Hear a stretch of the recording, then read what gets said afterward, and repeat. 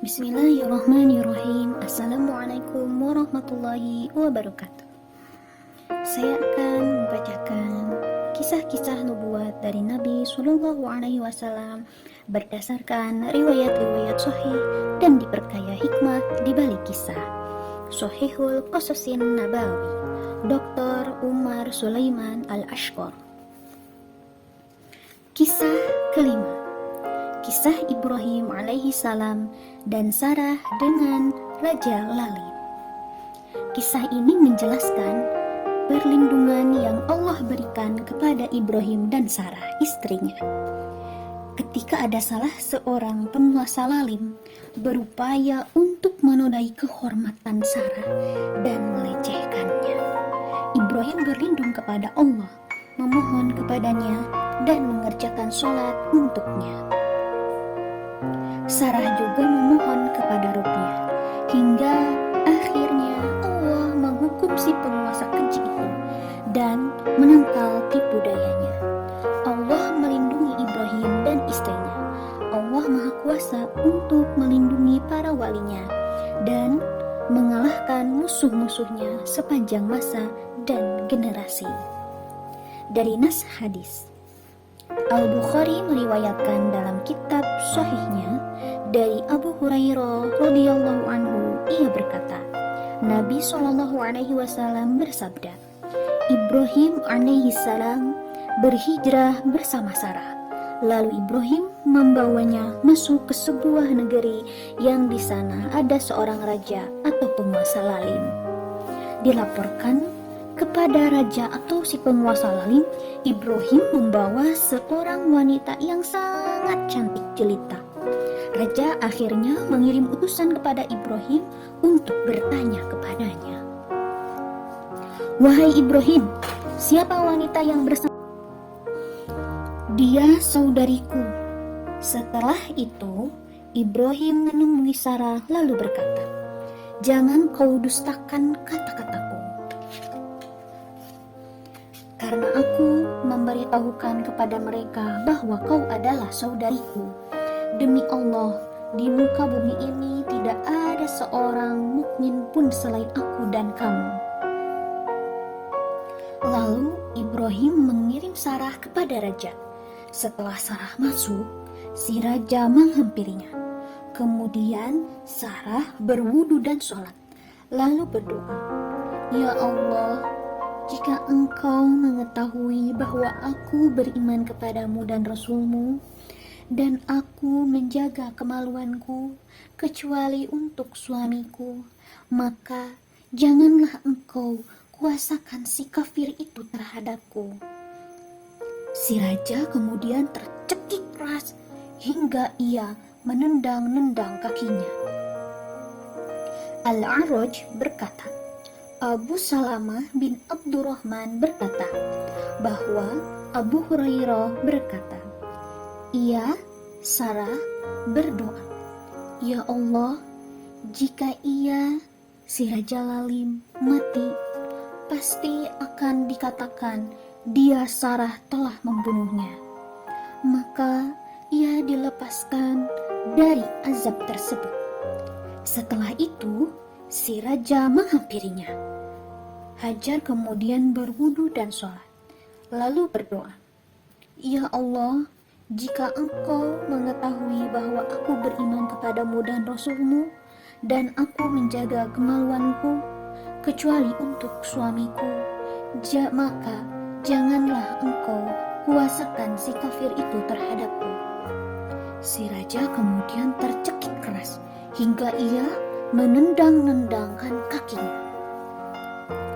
Abdurrahman berkata, Abu Salamah berkata, Abu Hurairah berkata, ia, Sarah, kemudian berdoa, "Ya Allah, jika ia, si Raja Lalim, mati, pasti akan dikatakan dia, Sarah, telah membunuhnya.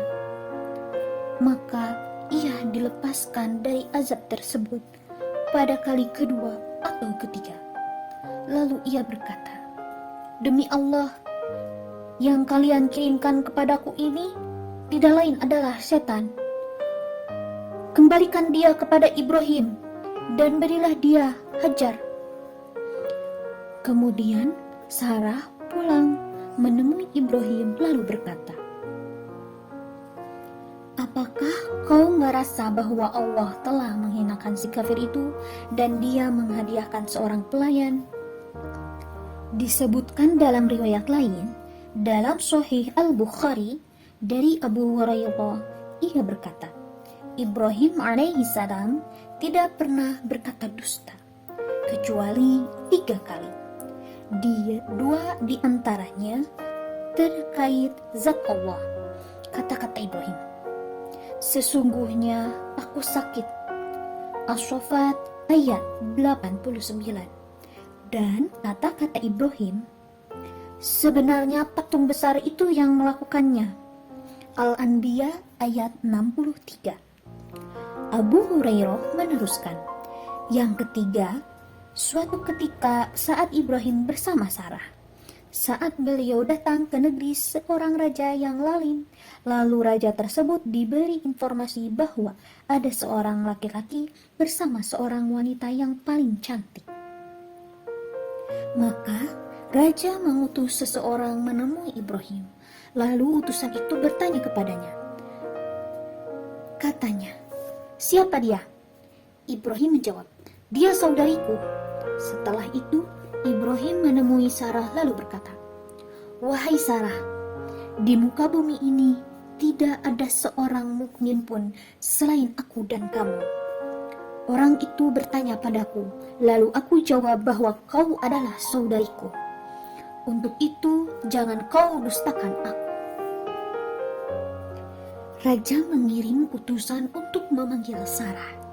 Setelah Sarah masuk, si raja berusaha meraih Sarah dengan tangannya.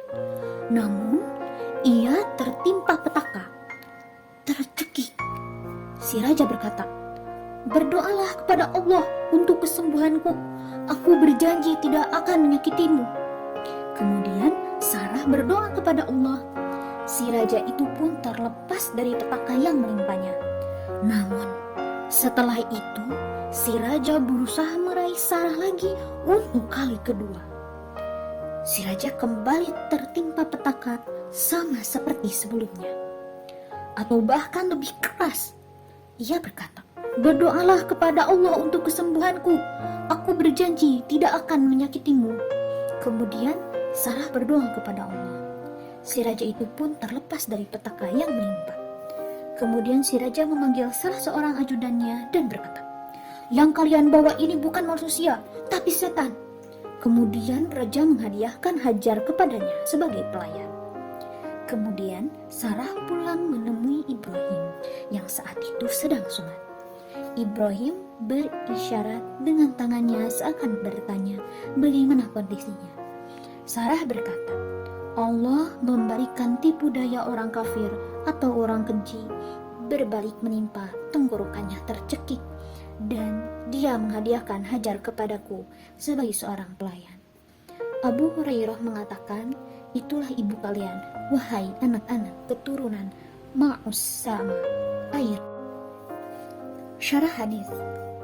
Ibrahim alaihissalam pergi meninggalkan negeri kampung halamannya bersama istrinya. Setelah ia dilemparkan kaumnya ke dalam kobaran api, lalu Allah menyelamatkannya darinya. Ibrahim pindah ke negeri nun jauh dan tidak memiliki pembela dari kalangan penduduk setempat. Di tengah situasi seperti ini, tentu saja Ibrahim akan menjadi sasaran empuk bagi orang-orang zalim dan semena-mena. Inilah yang benar-benar dialami Ibrahim ketika menempati negeri-negeri yang dikuasai Raja Lalim. Si raja mendapatkan informasi kedatangan Ibrahim di tanahnya dengan membawa seorang wanita yang terbilang paling cantik di dunia. Menurut kebiasaannya, orang-orang seperti mereka ini ketika menginginkan seorang wanita, mereka pasti menyerang suaminya jika wanita tersebut bersuami. Namun, mereka tidak mengusik keluarga dan kerabat si wanita jika ia masih lajang. Karena itulah Ibrahim berkata kepada utusan raja bahwa wanita tersebut saudarinya saat ditanya mengenainya demi menghindari kesewenang-wenangan si raja. Ibrahim mengutus istrinya, Sarah, untuk menemui Raja Lalim itu seperti yang ia inginkan. Ibrahim percaya kepada perlindungan dan penjagaan Allah. Setelah sebelumnya, Ibrahim berpesan kepada Sarah agar jangan memberitahukan kepada raja tentang hubungannya yang sebenarnya dengan Ibrahim. Ibrahim telah menjelaskan kepada Sarah alasannya, bahwa Sarah adalah saudari Ibrahim dalam Islam. Karena saat itu tidak ada seorang mukmin di muka bumi selain mereka berdua. Meski Ibrahim mengartikan perkataannya tentang Sarah yang ia sebut sebagai saudarinya dengan maksud saudara dalam iman dan Islam, namun Ibrahim pada hari kiamat tidak bisa menerima permintaan syafaat ketika orang-orang meminta kepadanya agar menjadi penghubung bagi mereka untuk menghadap Allah, agar memutuskan perkara di antara mereka. Dengan alasan ia pernah berdosa sebanyak 3 kali. Pertama, perkataan yang ia ucapkan kepada kaumnya, sesungguhnya aku sakit. As-Saffat ayat 89. Ketika diajak untuk ikut menghadiri perayaan kesyirikan kaumnya. Kedua, perkataannya, sebenarnya patung besar itu yang melakukannya. Al-Anbiya ayat 63. Ketika ia menghancurkan patung-patung dan membiarkan patung yang besar setelah mengalungkan kapak di lehernya, Ibrahim menyatakan bahwa patung besarlah yang telah menghancurkan patung-patung kecil. Ketiga, kata-kata Ibrahim dalam kisah ini yang disampaikan kepada si Raja Lalim bahwa Sarah saudarinya demi melindungi diri dan kesewenang-wenangan dan siksaan si Raja Lalim tersebut. Ibrahim mengutus istrinya untuk menemui si Raja Lalim itu. Lalu Ibrahim melaksanakan sholat, berdoa kepada Robnya dan berlindung kepadanya. Allah menjaga kekasihnya terkait istrinya, seperti halnya Allah juga menjaga Sarah.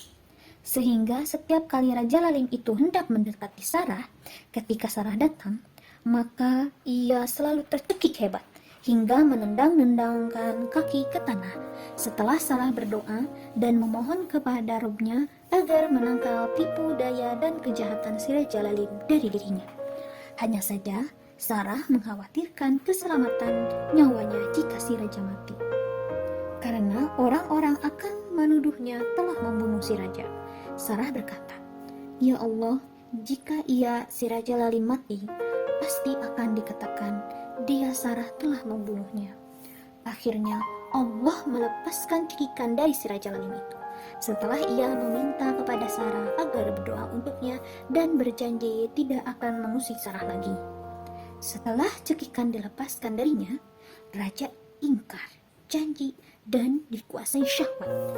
Ia kembali menghampiri Sarah lagi, lalu ia tercekik lagi yang jauh lebih hebat dari yang pertama.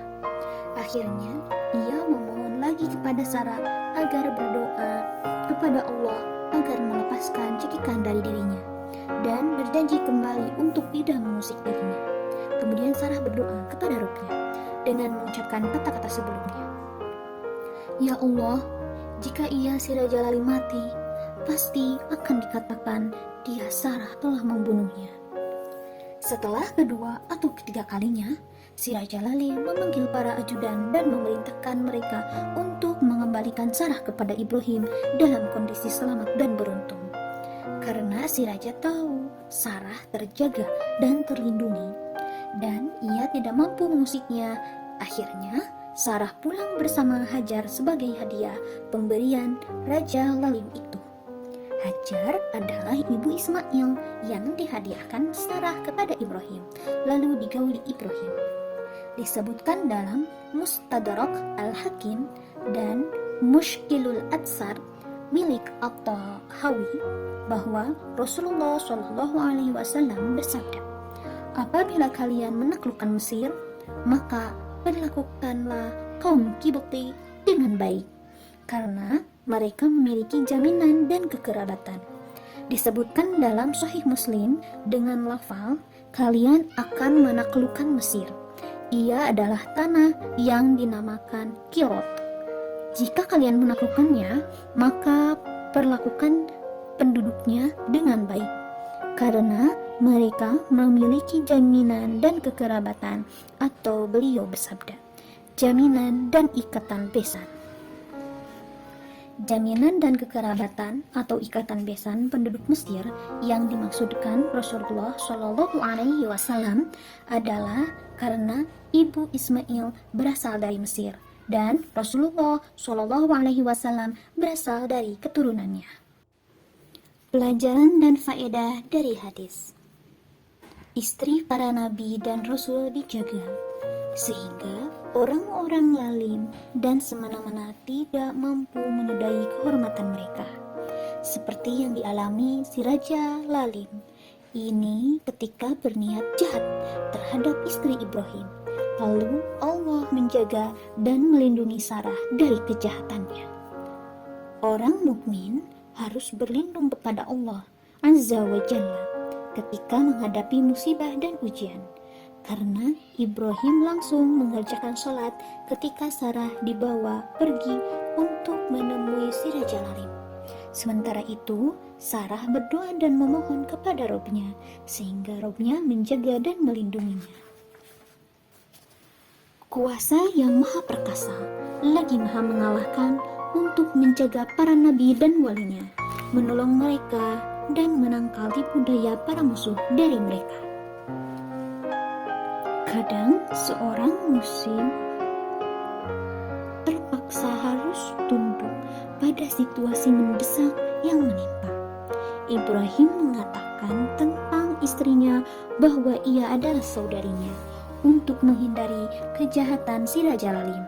Ibrahim pun tidak mampu mencegah Sarah pergi menemui Raja Lalim tersebut. Akhirnya Sarah pergi menemui Raja, lalu si Raja Lalim berduaan dengannya. Hanya saja Allah menjaga dan melindungi Sarah dari si Raja Lalim. Mereka yang tidak mau tunduk pada situasi mendesak yang menimpa adalah orang-orang yang tidak memahami agama Allah. Karena seseorang tidak selalu mampu meniti jalan secara sempurna. Rasulullah Shallallahu Alaihi Wasallam dan para sahabat sepeninggal beliau, demikian halnya orang-orang yang meniti jalan mereka. Kadang melakukan gencatan senjata dan perjanjian damai dalam peperangan. Sesekali pula mereka menyetujui sejumlah kesepakatan meski di dalamnya jelas-jelas terdapat kezaliman. Untuk hal-hal yang tidak mampu dihadapi para hamba, mereka harus berlindung kepada Allah untuk menghadapinya. Boleh menerima hadiah orang zalim bahkan kafir, sebab Sarah menerima hadiah si Raja Lalim dan semena-mena ketika memberinya Hajar sebagai pelayan. Ibrahim pun mengakui penerimaan hadiah. Wudu disyariatkan pada umat-umat sebelum kita, sebab Sarah ketika didekati si Raja Lalim, ia berwudu dan mengerjakan sholat. Mungkin wudu mereka berbeda dengan tata cara wudu kita, karena bagaimana bisa Sarah berwudu ketika didekati si Raja Lalim? Mungkin wudu yang dilakukan Sarah adalah mengusap tangan dan wajah, atau mirip seperti tayamum dalam syariat kita. Sementara sholat yang dimaksud adalah doa. Dalam syariat Ibrahim boleh memberitahu dengan isyarat saat sedang sholat, karena Ibrahim berisyarat kepada Sarah saat kembali pulang dan saat itu Ibrahim sedang sholat. Maksudnya berisyarat dengan tangan kepada Sarah untuk menanyakan apa yang ia alami. Boleh memperbincangkan nikmat yang Allah berikan kepada hamba-hambanya, karena Sarah memberitahukan kepada suaminya kemuliaan yang Allah berikan kepadanya, karena Allah menangkal tipu daya si kafir itu dan memberinya Hajar sebagai pelayan. Abu Hurairah memberitahukan bahwa Hajar adalah ibu dari orang-orang yang ia ajak bicara, dan Abu Hurairah meriwayatkan hadis ini kepada mereka. Itulah kisah kelima, kisah Nabi Ibrahim alaihissalam dan Sarah dengan Raja Lali. Jazakumullahu khairan kasiran telah mendengarkan kisah ini. Wassalamualaikum warahmatullahi